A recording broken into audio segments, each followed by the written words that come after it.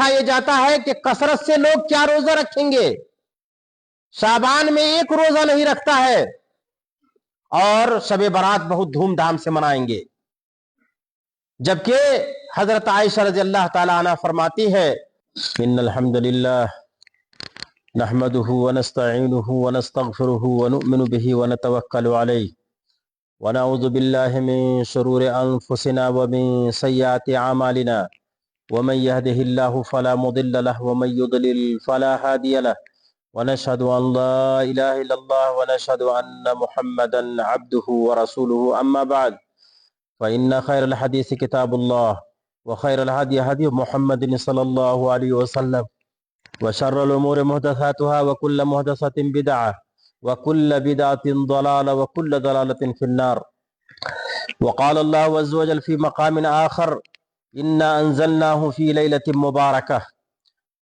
میرے محترم بزرگ بھائیوں، عزیز دوستو، وہ حاضرین جمعہ، اللہ تبارک و تعالیٰ کا لاکھ لاکھ کرم ہے کہ اللہ تبارک و تعالیٰ نے ہمیں ایمان کی دولت سے نوازا اور کتاب و سنت کا متبع اور فرما بردار بنایا۔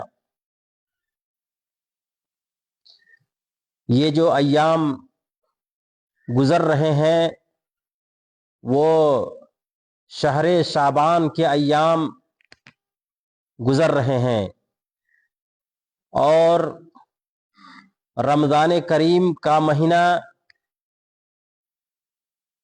چند دنوں کے بعد ہمارے اوپر سائے فگن ہونے والا ہے۔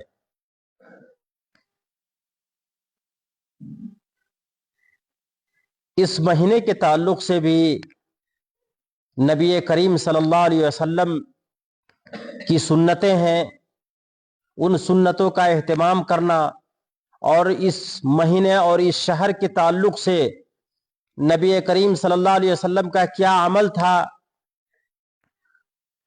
ان چیزوں کا خیال کرنا ہمارے لیے ضروری ہے۔ یہ شعبان کا مہینہ ہے، شعبان کے مہینے میں نبی کریم صلی اللہ علیہ وسلم کثرت سے روزہ رکھا کرتے تھے، اور اہل علم نے کہا ہے کہ یہ روزے ایسے ہیں جیسے فرض نماز کے لیے سنن رواتب، سنت مؤکدہ جس طرح ہے اسی طرح یہ روزے ہیں۔ اور اس مہینے میں کثرت سے روزے رکھنے کی ایک حکمت یہ بھی ہے تاکہ ہمارے اندر روزے رکھنے کی ممارست پیدا ہو، ایک تجربہ ہو۔ اسی طرح اس شہر کو شہر القرہ کہا جاتا ہے یا شہر القراء، یعنی سلف صالحین اس مہینے کے اندر کثرت سے قرآن مجید کی تلاوت کیا کرتے تھے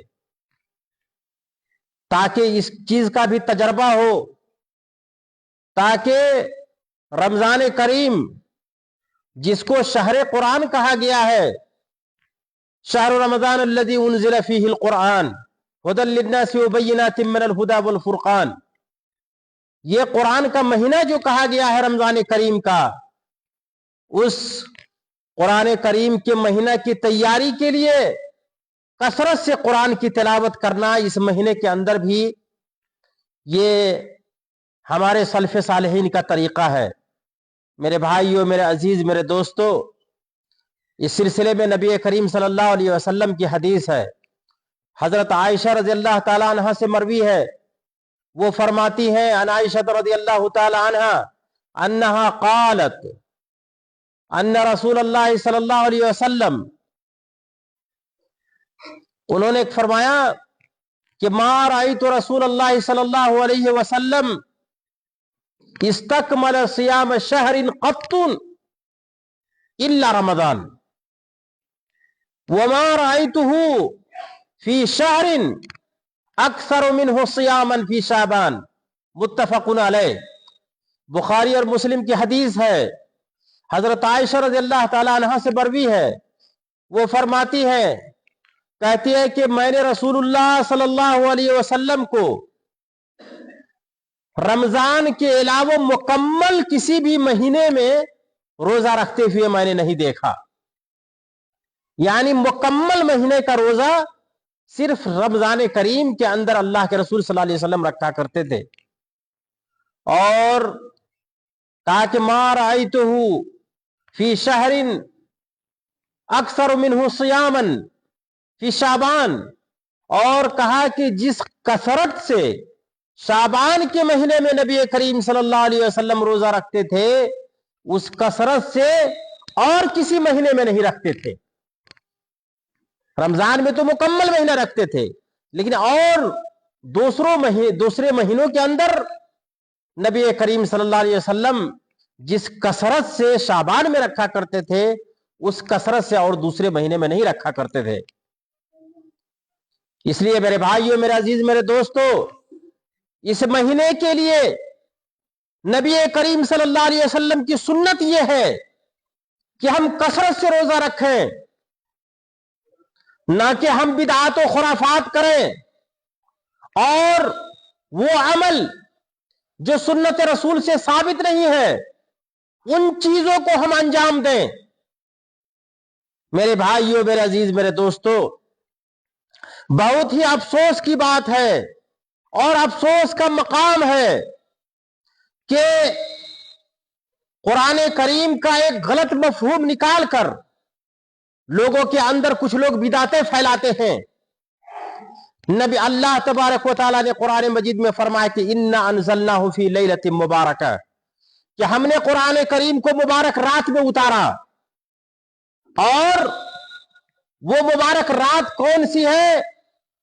دوسری جگہ پہ فرمایا انا انزلناہ فی لیلۃ القدر، کہ ہم نے قرآن کریم کو لیلۃ قدر میں اتارا ہے، شب قدر میں اتارا ہے. تو پتہ یہ چلا کہ جو پہلی آیت کے اندر نبی کریم اللہ تبارک و تعالیٰ نے فرمایا کہ میں نے قرآن کریم کو مبارک رات میں اتارا ہے، اس مبارک رات کا مطلب ہے لیلۃ القدر، جیسا کہ دوسری جگہ پہ فرمایا کہ انا انزلناہ فی لیلۃ القدر، کہ ہم نے قرآن کریم کو لیلۃ القدر میں اتارا ہے. اور بہت ہی افسوس کی بات ہے کہ اس لیلۃ مبارکہ سے کچھ لوگ شب قدر مراد لیتے، شب برات مراد لیتے ہیں، 15 شعبان کی رات مراد لیتے ہیں.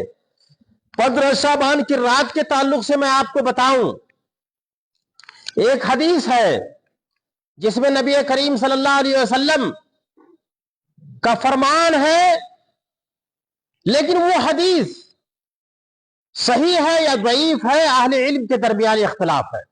وہ حدیث یہ ہے کہ اللہ تبارک و تعالی 15ویں شعبان کی رات میں اپنی تمام مخلوق کے گناہوں کو اللہ تبارک و تعالی معاف کر دیتا ہے. 15ویں شعبان کی رات میں اللہ تبارک و تعالی تمام لوگوں کے گناہوں کو معاف کر دیتا ہے، سوائے اس شخص کے گناہ کو جو شرک کرتا ہے، الا لمشرک او مشاہن، سوائے مشرک اور دشمنی کرنے والے کے گناہ کو معاف نہیں کرتا ہے. اس حدیث کے اندر پہلی بات تو یہ ہے کہ سند کے اعتبار سے یہ حدیث صحیح نہیں ہے اور اہل علم میں اختلاف ہے. کچھ لوگ اس کو صحیح قرار دیتے ہیں اور کچھ لوگ ضعیف قرار دیتے ہیں. اگر ہم تھوڑی دیر کے لیے مان لیتے ہیں کہ یہ حدیث صحیح ہے، تھوڑی دیر کے لیے مان لیتے ہیں، تو اس حدیث سے صرف یہ پتا چلتا ہے کہ 15ویں شعبان کی رات کو اللہ تبارک و تعالیٰ اپنے گناہ کو معاف کر دیتا ہے یا معاف فرماتا ہے. تو اس حدیث کے اندر کہاں صراحت ہے کہ راتوں کو ہمیں جاگنا ہے اور ہمیں عبادت کرنی ہے اور ہمیں شب برات منانا ہے؟ اس طرح کی کوئی ثبوت جو ہے इस तरह की कोई बात जो है इस हदीस के अंदर नहीं है। इसीलिए नबी करीम सल्लल्लाहु अलैहि वसल्लम इस रात को किसी चीज का एहतमाम नहीं करते थे, और ना ही खुलफाए राशिदीन और ना सहाबा क्या करते थे।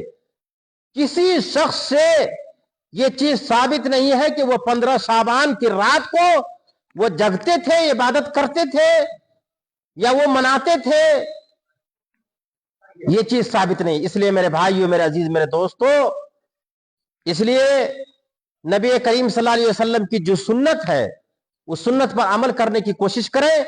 और उनकी सुन्नत यह है कि इस महीने के अंदर कसरत से रोजा रखा करें। लेकिन देख कि मैंने रसूलुल्लाह सल्लल्लाहु अलैहि वसल्लम को जिस कसरत से इस महीने के अंदर रोजा रखते हुए देखा, किसी महीने में उस कसरत से आप रोजा नहीं रखते थे। और इस सिलसिले में एक और हदीस है, इज़न तसफ शाबान फला तसूमू, कि जब शाबान आधा हो जाए तो तुम रोजे मत रखो। यह हदीस सनद के एतबार से सही नहीं है, और इस हदीस को इमाम अहमद रहमतुल्लाह अलैह ने और इसी तरह यहया इब्न मईन रहमहुल्लाह ने, इन आइम्मा किराम ने इस हदीस को ज़ईफ करार दिया है, यानी ये सही नहीं है। इसलिए 15वीं शाबान के बाद भी रोजे रख सकते हैं। हां, अलबत्ता रमजान के इस्तकबाल में एक रोजा रखना, ये 2 रोजा रखना, ये बिदात है, बल्कि नबी करीम सल्लल्लाहु अलैहि वसल्लम की सुन्नत की मुखालफत है। और इस सिलसिले में ममानियत आई है। नबी करीम सल्लल्लाहु अलैहि वसल्लम ने फरमाया कि ला तुक़द्दिमू रमज़ान बियौमिन वला यौमैन, कहा कि रमजान से एक दिन पहले एक रोजा या 2 रोजा रमजान के इस्तकबाल में मत रखो। इल्ला रजुलुन कान यसूमु सौमन फलयसुमहु, हां, सिवाय वो शख्स के कि जो शख्स आदत के तौर पर यौमुल इस्नैन और यौमुल खमीस को रोजा रखता है, या कोई शख्स सौम दाऊद रखता है। सौम दाऊद कहते हैं एक दिन रोजा और एक दिन खोजा, एक दिन रोजा रखना, एक दिन इफ्तार करना।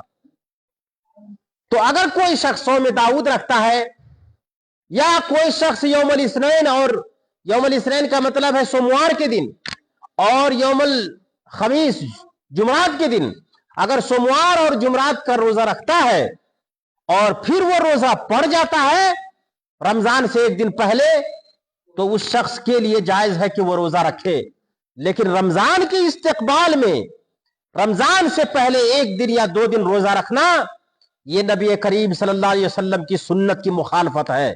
नबी ने फरमाया कि रमजान के इस्तकबाल में एक दिन या 2 दिन पहले रोजा मत रखो। ला तुक़द्दिमू रमज़ान बिसौमिन बियौमिन वला यौमैन, एक दिन या 2 दिन का रोजा रमजान से पहले इस्तकबाल में मत रखा करो।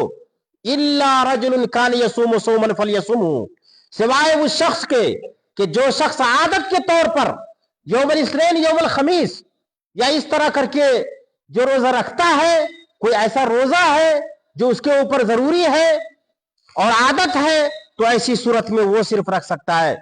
इसलिए मेरे भाइयों, मेरे अजीज, मेरे दोस्तों, शाबान के ताल्लुक से नबी की जो सुन्नत है उन सुन्नतों का ख्याल करें। इस शहर को शहरुल कुर्रा कहा जाता है। सलफे सालेहीन इस शहर में, इस महीने के अंदर कसरत से कुरान की तिलावत करते थे। है हमारे अंदर कोई जो कसरत से तिलावत करे? यह है नबी की सुन्नत, और यह सलफे सालेहीन से चीज साबित है। इसलिए रमजान की तैयारी में कसरत से हम कुरान की तिलावत शाबान के महीने में करें। मेरे भाइयों, मेरे अजीज, मेरे दोस्तों, अगर नबी की सुन्नत की हम इत्तिबा करेंगे, उसकी पैरवी करेंगे, तो उसमें खैर और भलाई है। और अगर नबी की मुखालफत करेंगे और नई चीजों का ईजाद करेंगे, तो ऐसी सूरत में वो गुमराही है, और हर गुमराही जो है वो जहन्नम की तरफ ले जाने वाली है।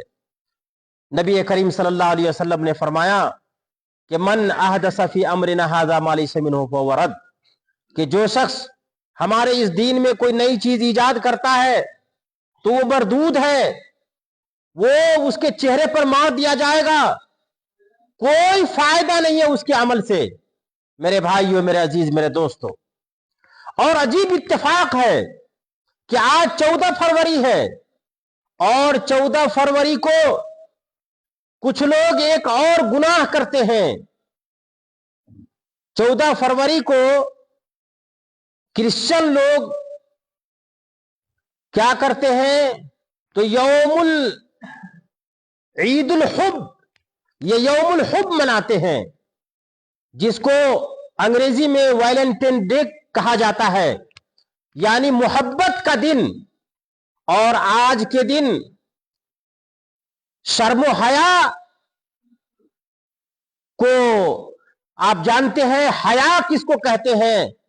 اللہ کے رسول صلی اللہ علیہ وسلم نے فرمایا کہ حیا جو ہے ایمان کا ایک حصہ ہے، اور اس حیا کے ساتھ کیا کیا جاتا ہے آپ دیکھیں۔ کچھ لوگ پیار و محبت میں پھول لے کر کے اپنے محبوبہ کے پاس جاتے ہیں اور یوم الحب یا عید الحب بناتے ہیں۔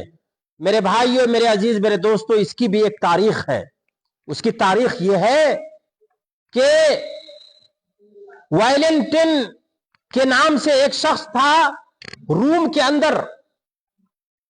روم جب عیسائیت اختیار کیا تو رومیوں نے اس کو قتل کر دیا، اور وہ شخص عشق و محبت میں بہت معروف تھا، تو جب قتل کر دیا، پھر بعد میں جب عیسائیت پھیل گئی روم کے اندر، تو عیسائیوں نے اس شخص کے نام پر عید منانا شروع کر دیا، اور اس کا نام رکھا عید الحب، اور یوم الحب نام رکھا، محبت کا دن یا محبت کی عید، اور اس نام پر جو ہے وہ لوگ عید منانے لگے۔